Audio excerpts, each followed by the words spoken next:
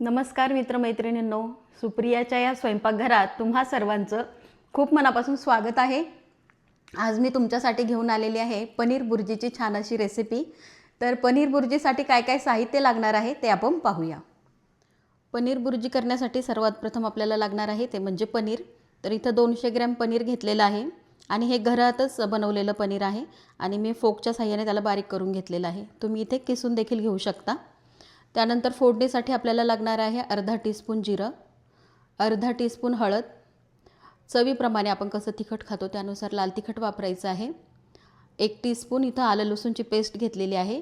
जर आलं लसूण पेस्ट नसेल तर त्याऐवजी तुम्ही 3 ते 4 लसणाच्या पाकळ्या बारीक चिरून घ्यायच्या आणि अर्धा इंच आलं किसून घ्यायचं आहे। त्यानंतर 1 टीस्पून धना पावडर घेतलेली आहे, 1 टीस्पून आपली कसुरी मेथी घेतलेली आहे।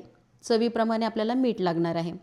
त्याप्रमाणे इथं 3 ते 4 मीडियम साईजचे कांदे बारीक चिरून घेतलेले आहेत, 2 हिरव्या मिरच्या बारीक चिरून घेतलेल्या आहेत, 2 ढोबळी मिरची बारीक चिरून घेतलेल्या आहेत आणि कोथिंबीर थोडीशी घेतलेली आहे। इथं तुम्हाला जर टोमॅटो वापरायचा असेल ते देखील तुम्ही एखादा टोमॅटो बारीक चिरून वापरू शकता। ढोबळी देखील ऑप्शनल आहे, फक्त कांदा वापरून किंवा कांदा टोमॅटो घालून, कांदा ढोबळी मिरची घालून अशी तुम्ही ही पनीर बुर्जी करू शकता।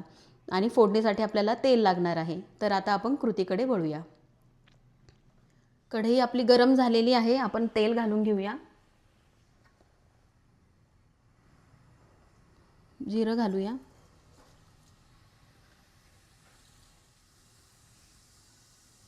जिरं तडतडलेलं आहे, आपण आता कांदा घालून घेऊया।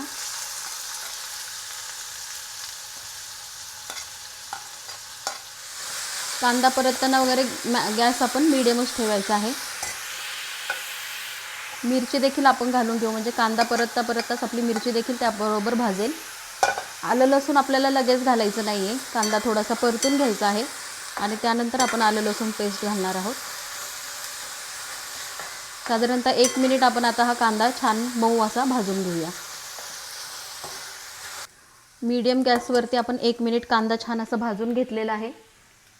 आपण आता हे आलं लसूणची जी पेस्ट आहे ती यामध्ये घालून घेऊया।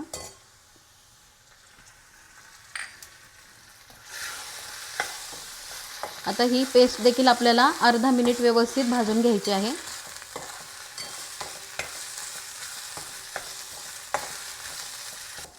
आलं लसूण पेस्ट आपण छान परतून घेतलेली आहे।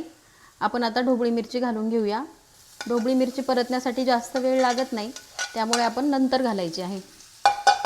आणि आलं लसूण जेव्हा घालतो तर त्यावेळेला सतत आपल्याला चमच्याच्या साहाय्याने हलवायचे आहे कांदा, जेणेकरून खाली ते आलं लसूण पेस्ट जास्त लागणार नाही। आपण अर्धा टीस्पून मीठ देखील घालून घेऊया, जेणेकरून मसाला खाली चिकटणार नाही, कांदा वगैरे खाली चिकटणार नाही। अर्धा मिनिट आपण ढोबळी मिरची देखील परतून घेणार आहोत। ढोबळी मिरची देखील आपली छान परतून झालेली आहे। अर्धा ते 1 मिनिट आपल्याला व्यवस्थित परतायचं आहे। आता यामध्ये आपण हळद घालूया, लाल तिखट आपल्या चवीनुसार, आपण हिरवी मिरची देखील वापरलेली आहे।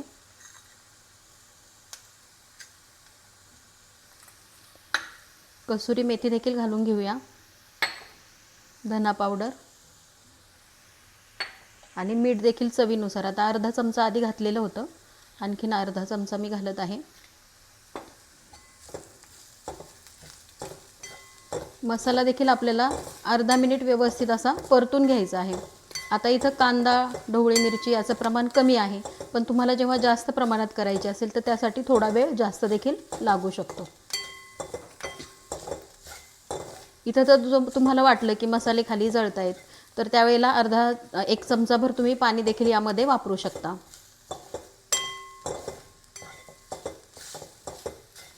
थोडासा गरम मसाला देखील घालू शकता किंवा आपला घरचा जो साठवणीचा मसाला असतो तो देखील अर्धा चमचा यामध्ये तुम्ही वापरू शकता। मसाले आपले छान परतून झालेले आहेत, त्याचा छान वास सुटलेला आहे। अर्धा मिनिट मी परतलेले असतील मसाले आणि या वेळेला तुम्ही जर टोमॅटो तुम्हाला घालायचा असेल तर इथे तुम्ही टोमॅटो घालून ते छान असं मऊसर शिजवून घेऊ शकता। आता यामध्ये आपण पनीर घालून घेऊया।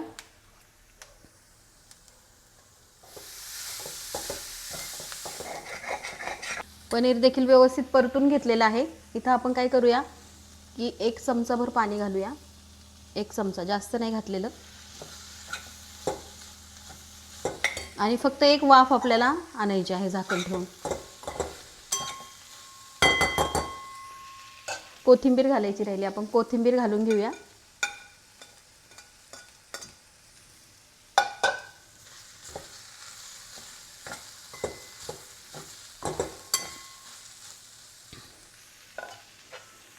झाकण ठेवून अगदी मंद आचेवरती एक वाफ फक्त काढायची आहे. तर छान अशी पनीर भुर्जी आपली तयार झालेली आहे. आपण कढई गरम असताना गॅस बंद करून देखील ती वाफ आणू शकतो. जास्त वेळ ठेवायची नाही आहे परतण्यासाठी. पनीर भुर्जी आपण सर्विंग प्लेटमध्ये काढून घेऊया. तर छान अशी पनीर भुर्जी आपली खाण्यासाठी तयार झालेली आहे. आणि ही भुर्जी तुम्ही चपातीबरोबर खाऊ शकता, भाकरीबरोबर, वरम भाताबरोबर तोंडी लावू शकता, चपातीमध्ये रोल करून देखील खाऊ शकता. तर रेसिपी तुम्हाला जर आवडली असेल तर रेसिपीला लाईक नक्की करा. तुमच्या मित्रमैत्रिणींबरोबर देखील तुम्ही ही शेअर करू शकता. चॅनलला अजून सबस्क्राईब केलं नसेल तर नक्की सबस्क्राईब करा. मित्रमैत्रिणींनो, व्हिडिओ बनवण्यासाठी खरंच खूप मेहनत लागत असते, त्यामुळे तुमच्या सपोर्टशिवाय आम्ही पुढे जाऊ शकत नाही. तर तुमचा सपोर्ट नक्की द्या. आणि शेवटी एवढंच म्हणेल, माझ्या पाककलेला तुम्ही जो काही प्रतिसाद देत आहात त्याबद्दल तुमचे अगदी मनापासून धन्यवाद.